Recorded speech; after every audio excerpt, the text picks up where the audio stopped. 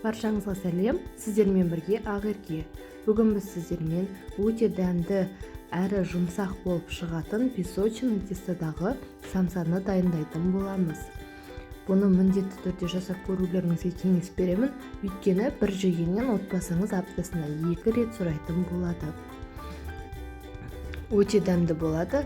Ең алдымен видеоға кіріспес бұрын менің каналыма тіркеліп, лайк басып, комментарий жазып кетіңіздер. Басқа да көптеген видеолар бар.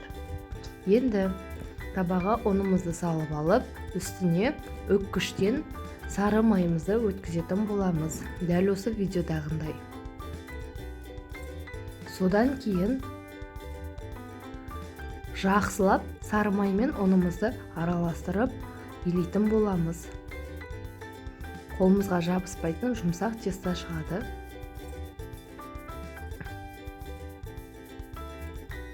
Видеода көріп тұрғандарыңыздай осындай теста болып шығады. Үстіне бір жұмыртқамызды және де мұздай суық суымызбен тұз араластырып құятын боламыз.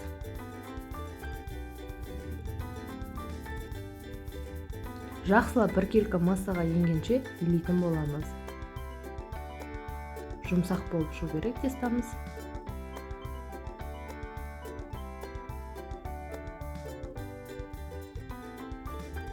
Көріп тұрғандарыңыздай жұмсақ әрі тез иленіп жатыр. Дайын болған массаны жарты сағатқа салапанға салып, тоңазытқышқа қойып қоямыз.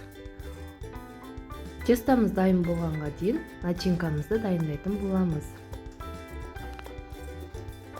Менде фарштың үстіне пиязымызды ұсақтап турайтын боламыз. Және де мен бір картошка қостым. Картошканы өздеріңіздің қалауларыңызға байланысты қоспасаңыздар да болады. Даже бұл жерге асқабақты да қосып жасасаңыздар болады. Пиязымызды ұсақтап турап алдық.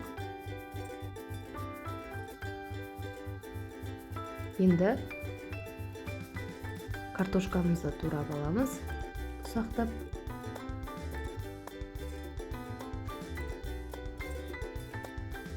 Барлығын қосып, араластырып, начинкамызды дайындаймыз.